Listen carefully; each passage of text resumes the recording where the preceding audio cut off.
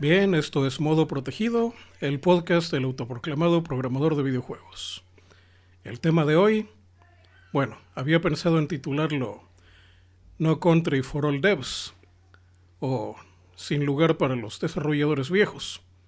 Sin embargo, ya estoy viendo que también los jóvenes se están quejando, y eso me hace pensar, ¿cómo demonios permitimos esto? Pero bueno, primero empecemos con con una historia bonita y enternecedora. Estaba una vez un viejo programador, retirado, viviendo en su casa en medio de la nada, en algún lugar entre los límites de la Europa occidental y la Europa oriental. Época, principios de los 2000. Un día, tocan a su puerta y abre. Cuando se asoma, hay un montón de gamers, le vamos a poner así, de diversas edades. Unos de su edad y otros bastante más jóvenes. Cuando les preguntó que qué demonios querían en su casa, casi les gritó fuera de mi jardín. Estos le dijeron que ellos eran sus admiradores. ¿Y por qué? Pues porque este viejo programador, el de la historia, no el que les habla, había programado un videojuego que a finales de los 80s o principios de los 90s fue un juego muy famoso. Ya no recuerdo cuál, pero esta historia podría ser de cualquier desarrollador semejante. Él mismo ya se había olvidado de la programación hace mucho tiempo, y ya él mismo no se acordaba que había hecho ese juego. Bien, todo terminó muy feliz, con la gente tomándose fotos con él y compartiendo recuerdos de cómo jugaron su juego en su tiempo, y algunos hasta cómo lo emularon. No estoy seguro cómo habría tomado esto al final el desarrollador, pero bueno, ya que compartí con ustedes esta enternecedora historia, vamos a pasar con lo que hablamos normalmente en modo protegido. Una cosa que me ha perturbado bastante, aún desde antes de considerar la programación en serio, fue cómo los desarrolladores parecían retirarse tan jóvenes. Era raro ver un programador de más de 50 años trabajando, y los pocos que había eran normalmente gente dedicada a cosas de cómo administrar el desarrollo de software más que programar en sí. Muchos de ese rango de edad se habían quedado en la tecnología con la que habían empezado y no habían avanzado más allá. Incluso en grandes desarrolladores de videojuegos es muy común ver que los programadores se retiran relativamente jóvenes. Bueno, bastante antes de lo que sería la edad de jubilación. Otros simplemente, no sé si se retiran o los retiran. Unos pocos ya bastante famosos que se mantienen en su puesto más por el prestigio que da su nombre que lo que en realidad hacen. Bueno, dejamos aquí que pongan el nombre que ustedes quieran. Y sí, esto originalmente era una queja de cómo hay tanto prejuicio de la edad en el desarrollo de juegos, siendo que, al menos en mi caso, los programadores que admiré cuando decidí programar eran gente que ya ronda ese rango de edad. Y esto iba a ser una discusión de ese estilo hasta que hace unas horas de grabar esto, vi una discusión interesante en internet. Lástima que no guardé ese tweet, pero la queja era interesante. Ellos decían que había muchas quejas de programadores muy jóvenes, el término sería desarrolladores, ya saben que no todo en los videojuegos es programar, que se quejaban de que tenían muy poca oportunidad para entrar en la industria. Ahora sí que pongan en el caché esta frase de entrar a la industria porque va a ser parte del show más adelante. Bien, se quejaban de que no había espacio para los programadores más jóvenes por lo de siempre, porque les pedían experiencia o tener mucha capacidad, y no había suficientes trabajos para niveles de entrada. Es decir, gente que apenas dejara estudio o capacitación que se consideraran para el trabajo y que pudiera entrar desde abajo. Y bueno, si no hay desarrolladores viejos y no dejan entrar a los desarrolladores más jóvenes, ¿quién demonios hace los juegos?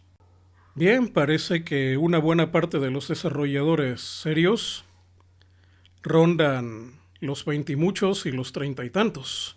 Es cuando tienen suficiente experiencia para poder hacer un trabajo bastante bueno, pero ¿por qué duran hasta los 30 y tantos? Hay dos motivos. Uno, porque simplemente se hartan del trato que les están dando y se van porque cualquiera que todavía crea que se va a hacer millonario haciendo videojuegos trabajando para alguna desarrolladora grande. Algo que esta gente no sabe es que puede que te paguen, pero el trabajo no vale, como dicen la expresión, el jugo no vale la exprimida, el esfuerzo de exprimir. Hay otras maneras de ganarse la vida con computadoras y que no son tan estresantes como hacer juegos. Simplemente se trata más... Bueno, voy a dejar esto para más adelante también. Bien, entonces la gente en ese rango de edad entra cuando ya tiene algo de experiencia que... No, bueno, también vamos a tener que discutir cómo consiguió, porque obviamente no la consiguió tocando puertas para que se las abrieran, las puertas, y se van porque se hartan, o simplemente porque, bueno, algunas compañías sí tienen esa política de corremos a los más viejos para dar la impresión de que somos una compañía joven y ágil. Esto pasa sobre todo en emprendimientos destinados a ser vendidos a inversionistas más grandes y no para hacer dinero como cualquier empresa se esperaría que fuera. Sí, ya sé, mucha gente todavía se sorprende cuando se entera de que el propósito de una empresa es hacer dinero, y si creen que eso es rebajarse, esperen a ver a la gente que funda empresas no para hacer dinero o negocios, sino simplemente para esperar que algún gran inversionista venga y las compre. Eso es todavía peor. Bueno, además de que ya con el incidente Splicer ya supimos los criterios que siguen ahora para contratar a la gente. Es por eso que los más jóvenes que quieren entrar batallan para entrar, porque la barrera de entrada está bastante alta y la gente que podría cumplir con esos estándares no dura mucho, ya sea porque se hartan, que es la mayor parte de los casos, o porque directamente los corren. Pero bueno, aquí, creo que ya lo he dicho más de una vez, pero siempre es posible que este sea el primer episodio que estén escuchando. Bien, saben que me metí a esto de la programación, no con la idea de ir a pedir trabajo y que me contrataran como la mayor parte de la gente que se mete a estudiar hace. Me metí a esto de la programación para hacer las cosas por mí mismo.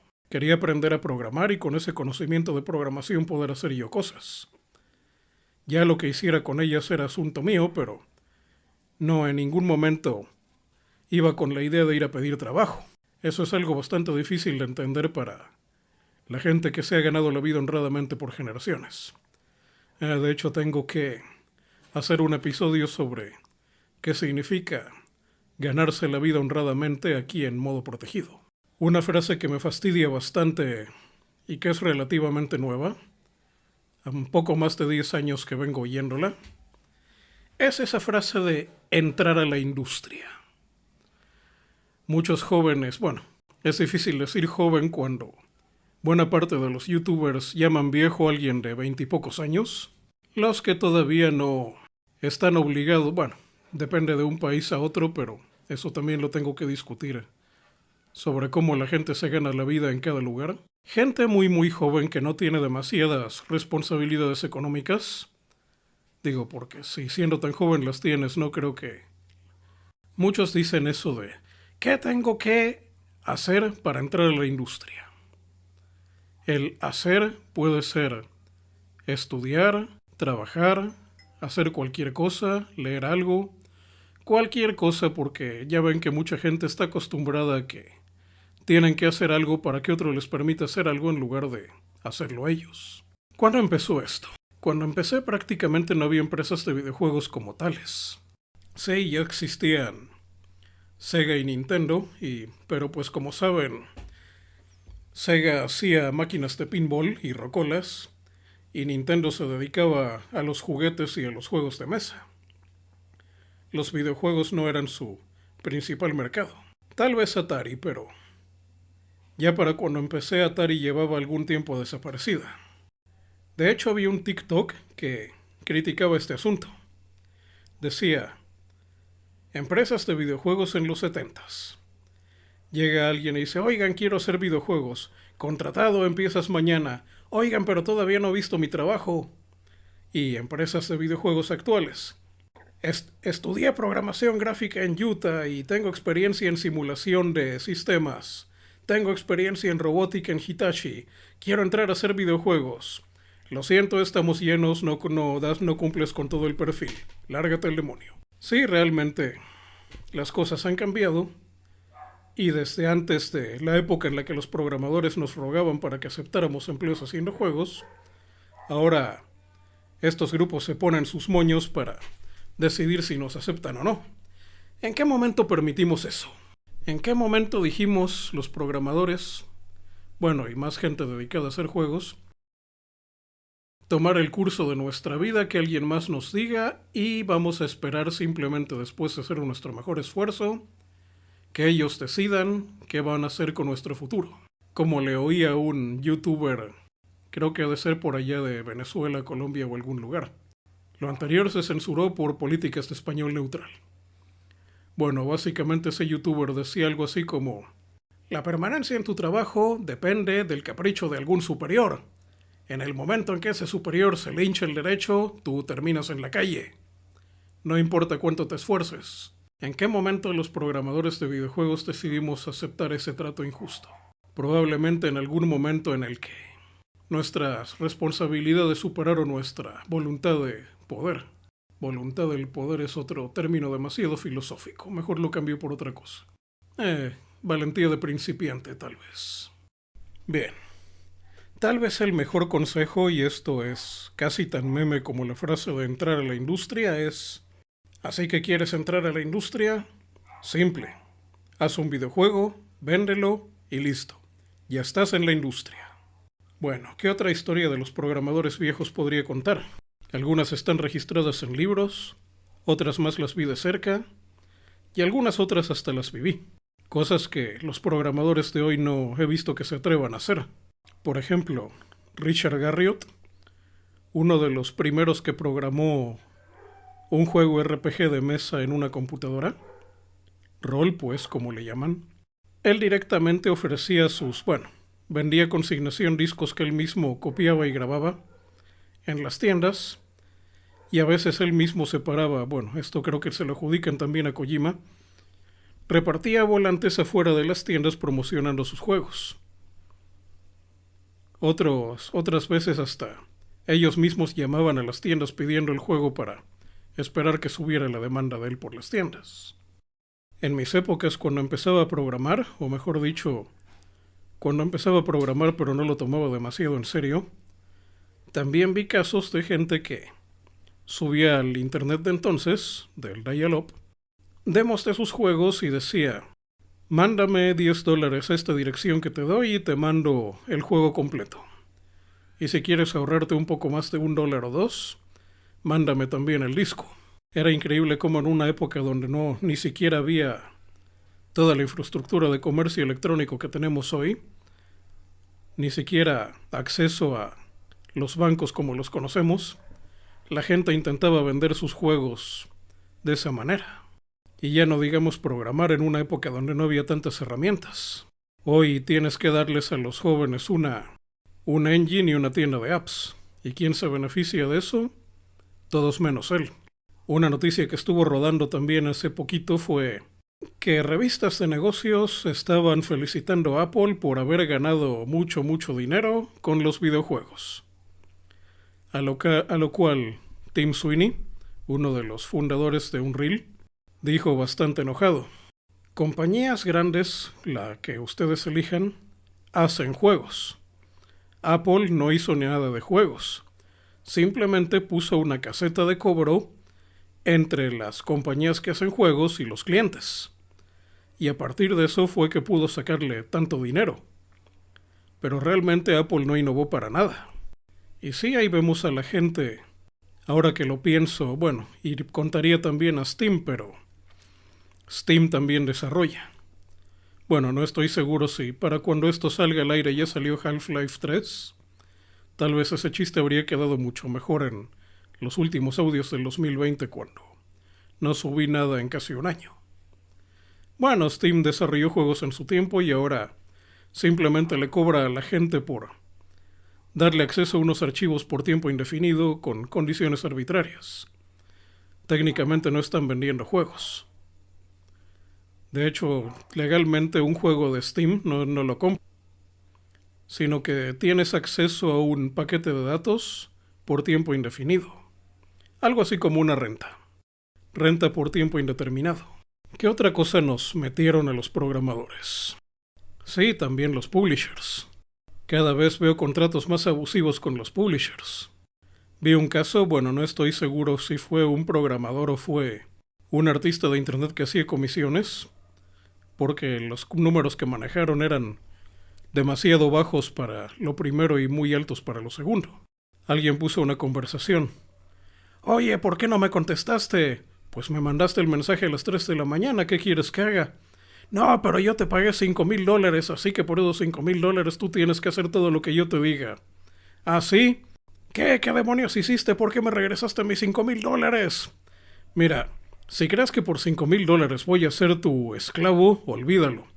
Tengo mejores cosas que hacer con mi tiempo que valen más de $5,000, así que te buscas otro pobre diablo que sea tu esclavo por ese dinero.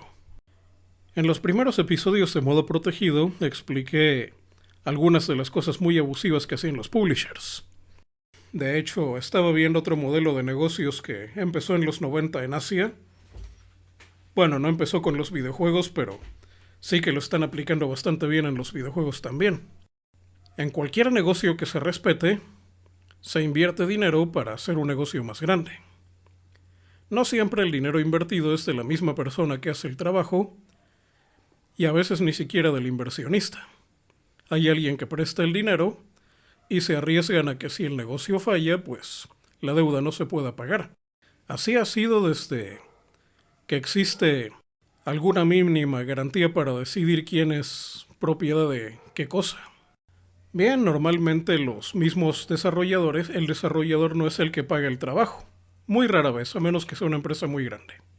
Sino que hacen una especie de demo, por llamarlo así, y se buscan a alguien dispuesto a pagar el desarrollo completo del juego. Cuando lo encuentran, lo desarrollan y ya después ven cómo se reparten las ganancias. Bien, en algún momento en los 90s por allá por Asia, alguien que no tenía dinero y sí tenía muchas ganas de crear y compartir cosas, dijo, ¿sabes qué? No me pagues nada de las ganancias, simplemente dame lo suficiente para operar, y por operar me refiero a pagar sueldos y materiales, y tú te quedas con el resto de las ganancias. Gente con mucho dinero y sin nada y cero capacidad creativa. Bien, y a partir de entonces les cayó la maldición y hay un montón de gente que realmente no le interesan los videojuegos y que va buscando pobres diablos con ansias creativas y de comunicar, y los contratan por migajas y ellos se quedan con la mayor parte de las ganancias. Tanto así que ahora tenemos un montón de gente que se queja que los hacen trabajar demasiado y les pagan muy poco. Bueno, eso no sé si es un o exclusivo o un and, porque a veces se cumplen las dos cosas. Y como esto es uno de esos trabajos que mucha gente sueña con entrar, pues siempre va a haber alguien dispuesto a trabajar por menos, y o los sueldos bajan, y donde no pueden seguir bajando aún más, las condiciones empeoran.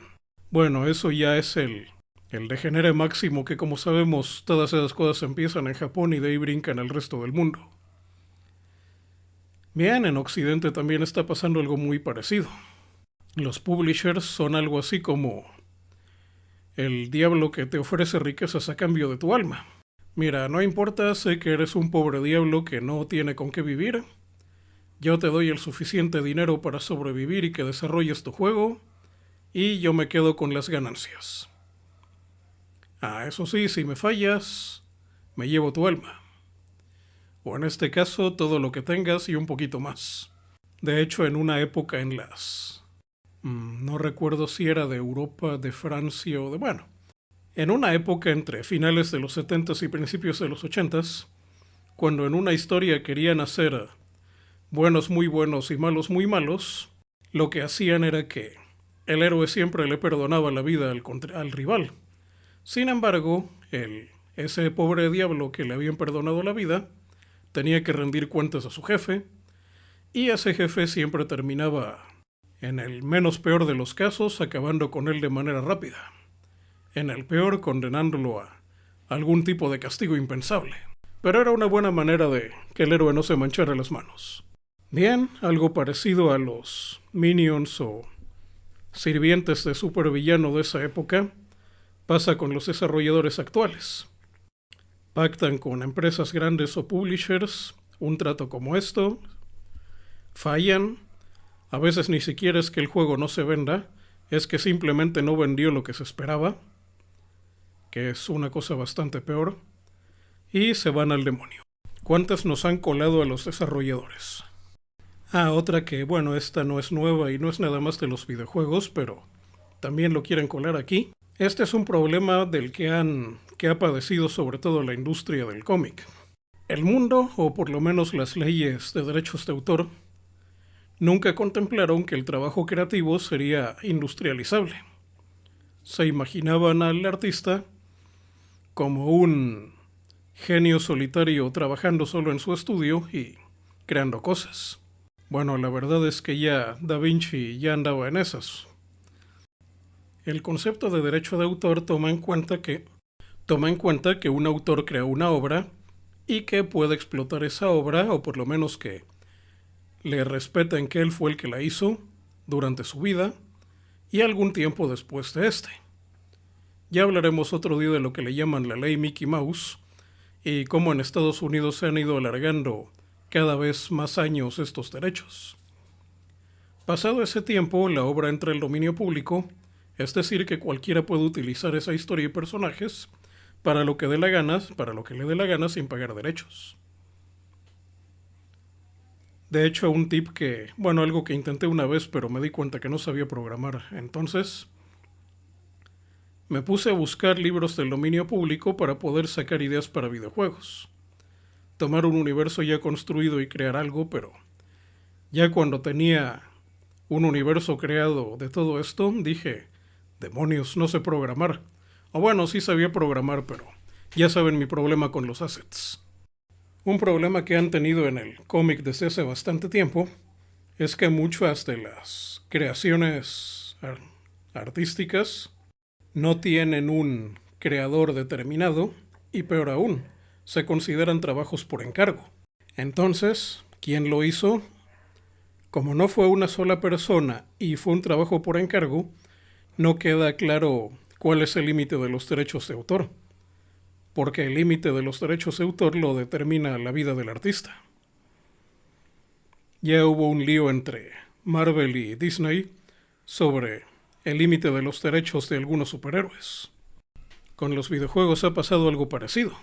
Bueno, de hecho pasa bastante seguido porque, a menos que sea la época del Atari, porque todavía en el Atari había videojuegos famosos hechos por una persona.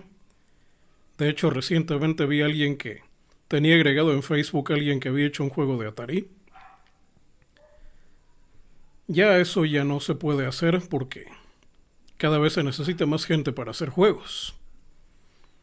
Y los derechos ya no, ya saben todo el lío que hay. Peor es cuando alguien se puede arrastrar la idea de dónde salió, pero este artista no es dueño de su obra. Con los videojuegos es peor. Probablemente si tú que me escuchas eres alguien más orientado al lado de la creación que de la tecnología, los videojuegos no son el mejor lugar para hacerte famoso. Mejor crea tu propia obra en otro formato, de preferencia un libro o algún tipo de historieta no muy elaborada que tú solo puedas hacer. Novela gráfica creo que le llaman. Y de ese modo podrías tener un poco más control de tus personajes. Vamos a ver esto.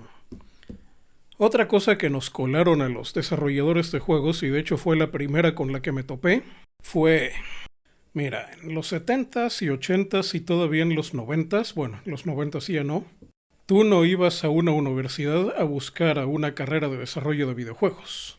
En todo caso se contrataban ingenieros en computación, electrónica o, en el caso del arte, alguna cosa relacionada con artes plásticas o sonido. En todo caso, lo que llegó a ver fue que las mismas empresas creaban sus propias, no escuelas, porque ya saben que la palabra escuela está muy ligada también al gobierno, eran centros de capacitación exclusivos.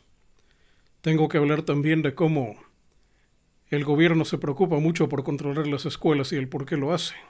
No es para garantizar que se reciba una educación de calidad. Eso es un pensamiento que las dictaduras latinoamericanas le hicieron creer a la gente. Bueno, estas empresas tenían sus propios centros de capacitación propio. El Instituto Técnico de Sega, por ejemplo, ubicado de este lado del planeta, o la famosa Digipen en su tiempo. No era un lugar al que pudieras entrar como a cualquier universidad. Era bastante complicado entrar, no tanto por falta de capacidad, sino que ya saben, tenías que conocer gente. Además de que, fuera de la misma empresa que pagaba esos lugares, no tenías muchas opciones de trabajo. Hoy están surgiendo como hongos carreras relacionadas con los videojuegos por todos lados. O peor, siendo que lo que se ve en las carreras universitarias no tiene ninguna relación con hacer juegos, o al menos no la tenía cuando yo pasé por la universidad. Todavía empresas que no saben, que no salieron de ninguna parte y en su vida han hecho nada de juegos, sí que se ponen a decir, mira, empecé mi changarro ayer, nunca he hecho nada de juegos, pero eso sí, yo voy a decir que son los requisitos que debes cumplir para poder trabajar haciendo juegos y son estos. Y si no lo cumples, vete al demonio. Muchas veces la gente que pone esos requisitos ni siquiera llevó las carreras que se supone que ellos creen que se relacionan con hacer juegos. El colmo es lo que pasa, bueno, en algunas áreas del gobierno se ve bastante, pero ya que un privado lo haga es indignante, que dicen, mira, a mí no me importa lo que estudiaste, simplemente nos exigen que hayas estudiado cualquier cosa. Bueno, eso explica por qué tanta gente estudia carreras inútiles que no tienen salida laboral, porque creen que van a encontrar algún tipo de estos trabajos. Pero no, esos casi siempre están más relacionados con el gobierno. Como mínimo deberías tener un mínimo de autorrespeto y buscar un trabajo de estos que se relacione remotamente con lo que estudiaste. Bueno, esa es otra que nos han colado a los desarrolladores de juegos. De ahí el ¿qué tengo que estudiar para entrar a la industria? Por favor. Hay otra cosa que me fastidia bastante de esto. Tal vez tendría una mucho mejor opinión de las escuelas que enseñan a hacer juegos si no fuera por dos cosas.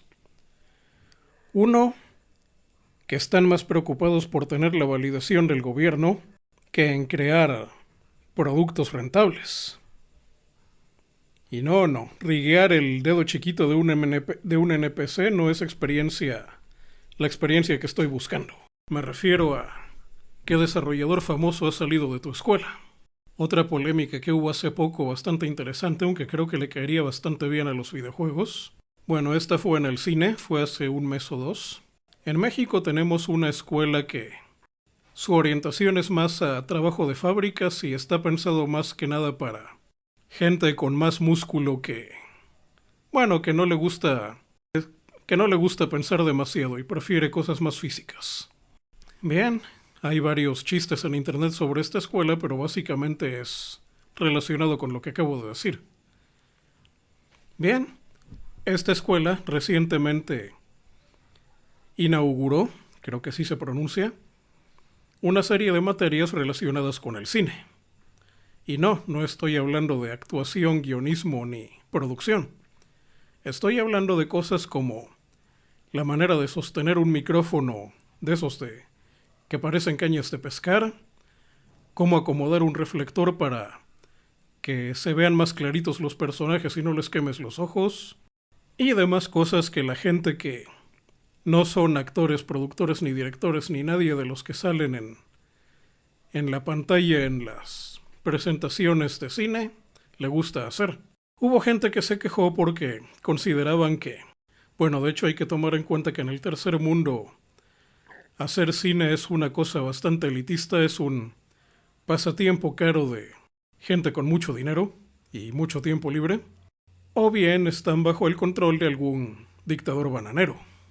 Bien, en los videojuegos hace falta algo similar. Creo que solo conozco una universidad pública donde se estudia algo relacionado con eso. No les carguen mucho porque pueden descubrir algo horrible sobre el pasado de el conductor de modo protegido. Pero vaya que hace falta que materias relacionadas con desarrollo de videojuegos se den en escuelas que no sean demasiado inaccesibles.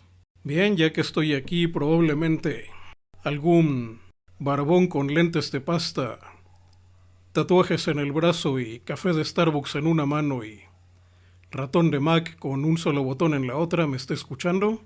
Te aconsejo que las materias que podrían darse en ese tipo de cursos serían desarrollo y creación de assets, sobre todo sprites y modelos 3D sencillos, maneras de cómo configurar los engines y algunas herramientas, y programación con algunos scripts no demasiado avanzados.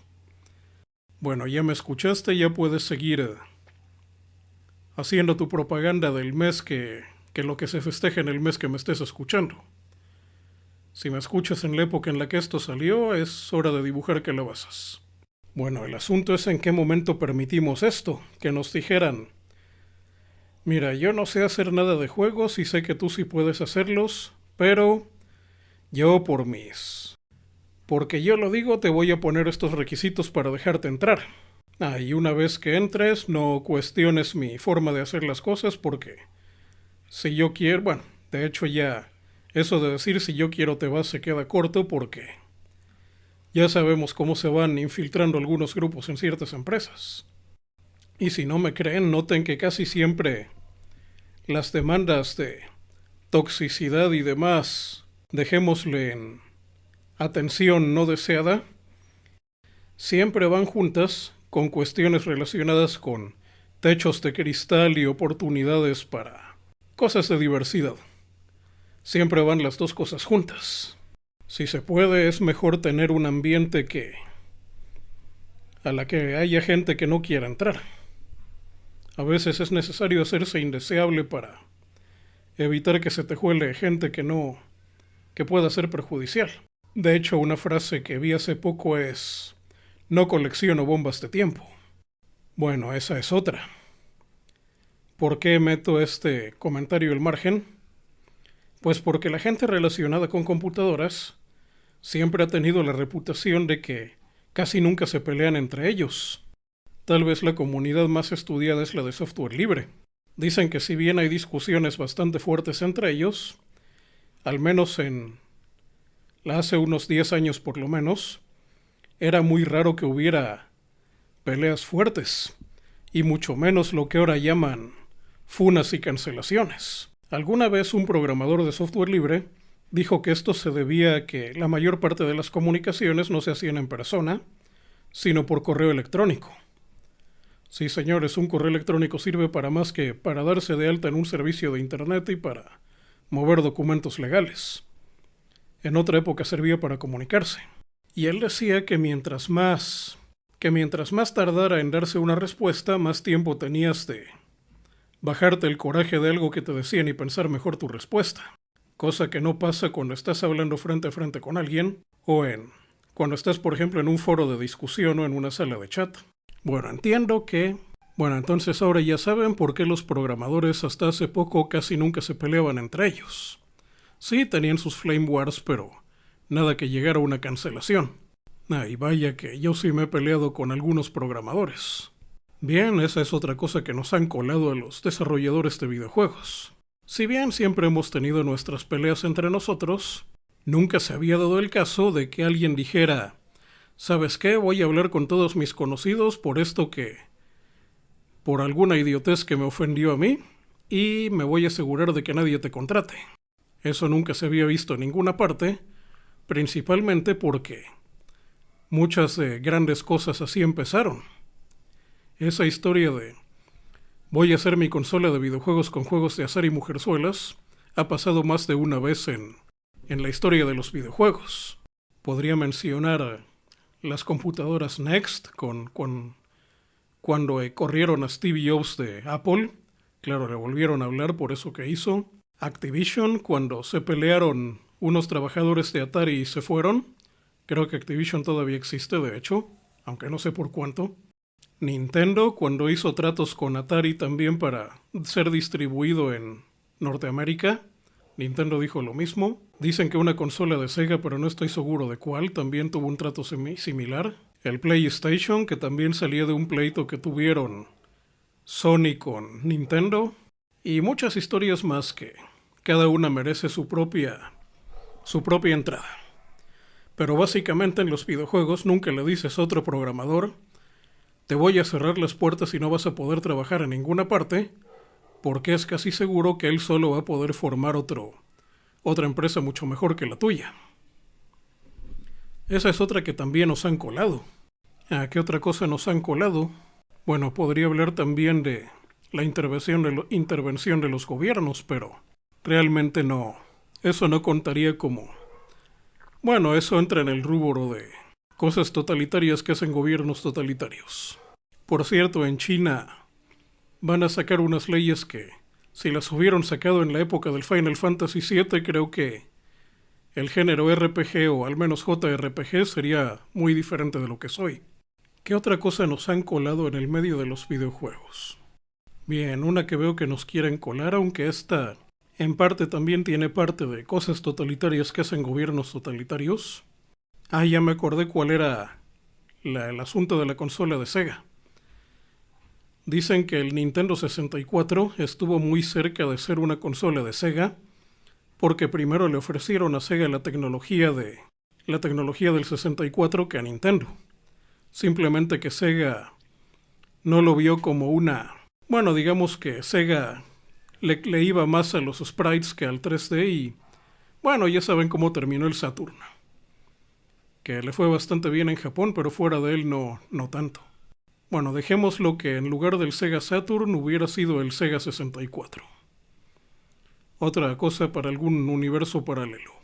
Bueno, otra que nos quieren colar y parece que ya está entrando bastante en algunos lugares. Ahora resulta que ya si un programador quiere hacer juegos, ya no solo le van a poner un montón de condiciones ridículas, sino que encima ni siquiera le van a dejar hacer su mejor esfuerzo. Bien, entiendo que algún montón de hippies quieran poner su negocio de videojuegos nada más recargando assets viejos y recompilando para otra plataforma, como ya hay varios que así se ganan la vida. Y que como no tienen que desarrollar tecnología nueva, les permiten a los trabajadores trabajar cuando les da la gana, si les da la gana, y ponerse a hacer fiestas, bueno, realmente no como las que hacía Blizzard, Blizzard en sus últimos años, sino la alarma del paso del tiempo. He perdido 1 hora más de vida. Bueno, ya sabemos cómo se ponen esos ambientes y no son ambientes donde a un programador le gusta estar. Casi es el programador estaría en el rincón diciendo: preferiría estar en mi casa programando videojuegos. Bien, yo no tengo nada en contra de que algún montón de hippies quieran hacer eso, pero sí estoy en contra de que esos mismos hippies hagan movidas para que el gobierno nos obligue a hacer eso. Mi idea para mí, o por lo menos lo era cuando los videojuegos eran hechos por la gente que cupiera en un cuarto de una casa clase media, clase media latinoamericana, que es clase baja en países civilizados. En ese tiempo mi idea era: me junto con, ahora sí, unidades con nombre, y con eso voy formando mi pequeño ejército de élite. Y el resto de las cosas las subcontrato. Claro, eso era antes de las monstruosidades como las que hacen Rockstar y CD Projekt Red, que meten a miles de desarrolladores trabajando durante años. Eso hoy sería materialmente imposible. Y bien, si tienes que manejar a tanta gente y encima te ponen medidas para no ponerlos a trabajar, peor aún. Bueno, ¿cómo permitimos esto? No dejan entrar a los jóvenes porque no hay suficientes trabajos de entrada. A la gente mayor la corren o se va antes. Y muchos no aguantan demasiado tiempo. De hecho, se dice que el promedio de tiempo de vida útil, llamándole vida útil a cuando alguien empieza a trabajar y deja de rendir y batalla para conseguir empleo, es el término, en este caso de vida útil, que al momento de grabar esto, la vida útil de un desarrollador de videojuegos es de aproximadamente 7 años. Y si los que hacen cosas más o menos en serio entran entre los 20 y muchos y los 30 y pocos, antes de los 40 ya dejaron los videojuegos. ¿Esto en parte a qué? ¿A qué se debe? Bueno, esto ya es bien sabido que la gente que decide qué es lo que se hace son los señores de traje con los maletines llenos de billetes. A ellos no les interesan los videojuegos y simplemente van buscando qué les deja mayor ganancia.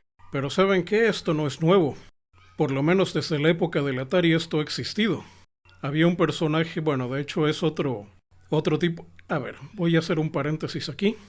Llamar universo me está fastidiando porque suena como cualquier otro tipo de cosa ajena a los videojuegos. Pero cuando estaba buscando un término para referirme a cosas dentro de modo protegido, vi que había varios términos. Términos como gameplay, unidades, escenarios, power-ups, perks. Bueno, ese término es relativamente nuevo. Bien, ahora sí que vamos a decir un nuevo tipo de unidad, como en los juegos de estrategia. Llamémosle un Raikazar. Raikazar era un ejecutivo de Atari que no le interesaban los videojuegos. De hecho, su trabajo anterior antes de entrar a Atari era vender ropa, vendedor de ropa. Este ejecutivo trataba bastante mal a sus desarrolladores. De hecho decía, estas cajitas de videojuegos se venden muy bien. Si metiéramos estiércol de caballo en ellas, la gente las seguiría comprando. Y vaya, de hecho, eso hizo que sacaran E.T., que es uno de los... Bueno, eso ya hay mucha gente hablando de cómo es tal vez el peor videojuego de la historia. No tanto por malo, sino porque causó unas pérdidas enormes. Porque juegos malos ha habido y siempre va a haber. Bueno, ¿qué podemos hacer? Bien, en algunos libros que me es difícil decir de qué eran porque yo mismo no sé bien qué eran, pero al menos hablaban de negocios, decían que una compañía demasiado grande se puede descontrolar y una demasiado pequeña tiene poco margen de maniobra, que hay que mantener una empresa en una cantidad tal que sea lo suficientemente maniobrable para controlarla, pero no tan pequeña como para ser insignificante. Casi mi ideal de empresa de videojuegos, ya les dije que es una empresa pequeña donde todos se conozcan, pero al mismo tiempo cada uno sea muy bueno en su área. Lo suficientemente bueno para no ser sacrificable. Así como en los juegos de estrategia que las unidades especiales deben sobrevivir, al menos antes de la última misión, y subcontratar todo lo demás.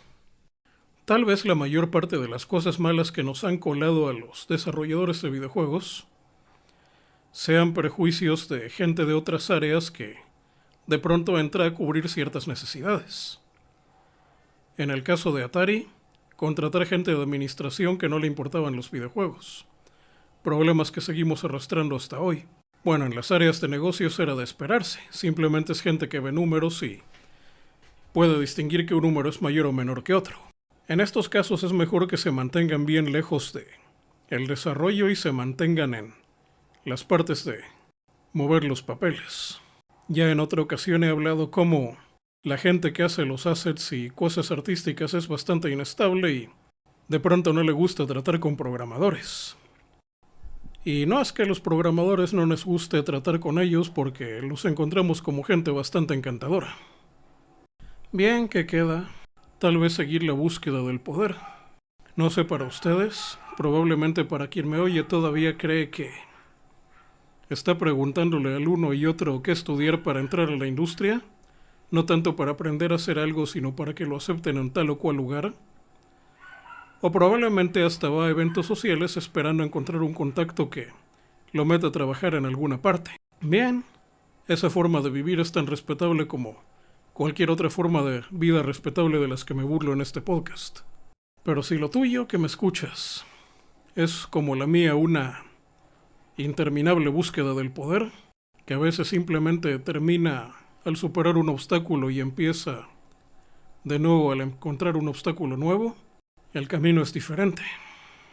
Tiene su encanto la eterna búsqueda de poder, sobre todo cuando ganas después de muchos esfuerzos. Y por esfuerzos me refiero a victorias personales que solo tú puedes disfrutar, no algo que otro tenga que reconocerte. En una búsqueda del poder, el único que debe reconocer tu superioridad es aquel rival al que acabas de vencer. Y a veces, en muchas veces, tampoco es que quede en condiciones de reconocerte. Hay que seguir programando. Fin del episodio.